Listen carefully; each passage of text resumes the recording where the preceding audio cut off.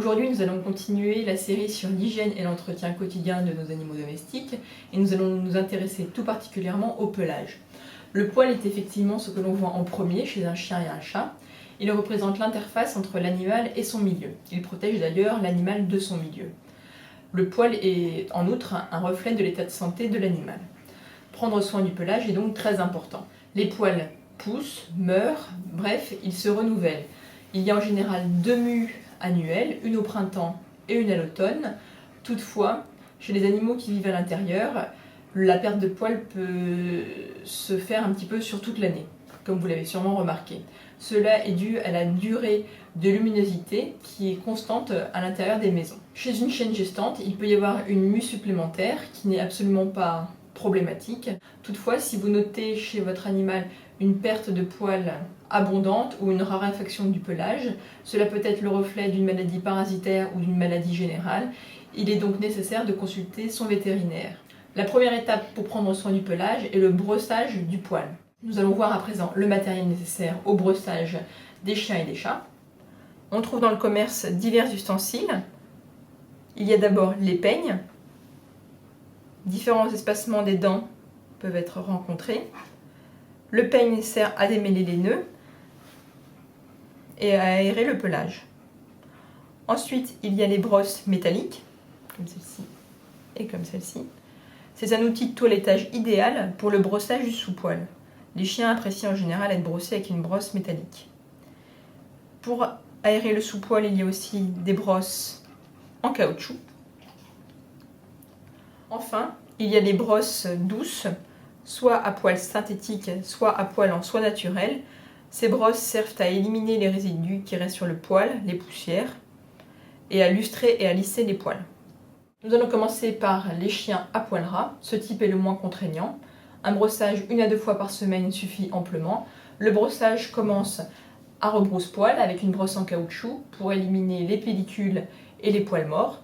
Ensuite, on termine par un lustrage et un lissage avec une brosse souple dans le sens du poil. Maintenant, pour les chiens à poils courts et durs, un brossage tous les 2 jours est suffisant. Le brossage commence à rebrousse-poil avec une brosse métallique pour enlever les pellicules et les poils morts et se termine dans le sens du poil avec une brosse souple. Maintenant, nous allons voir le dernier type de poils, les poils longs. C'est le type le plus contraignant, il nécessite un brossage tous les jours. Vous avez craqué pour un magnifique lévrier afghan, il faut maintenant le brosser tous les jours. Le brossage commence d'abord avec le peigne, dans le sens du poil.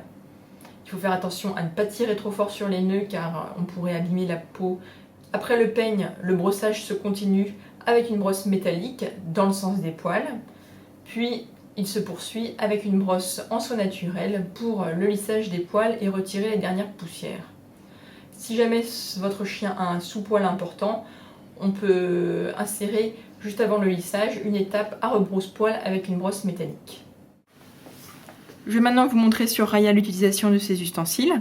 Donc tout d'abord le peigne dans le sens du poil, il permet d'enlever les nœuds.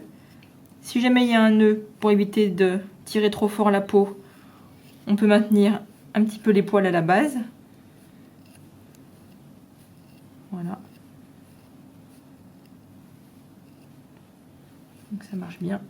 Le peigne peut aussi être utilisé sur les pattes.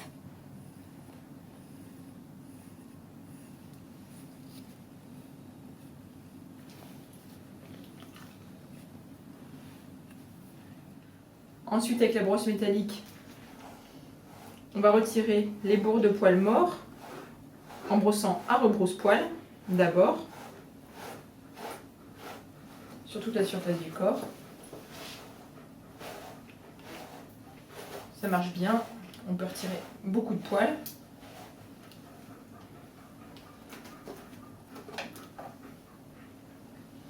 Ensuite, toujours avec la brosse métallique dans le sens du poil.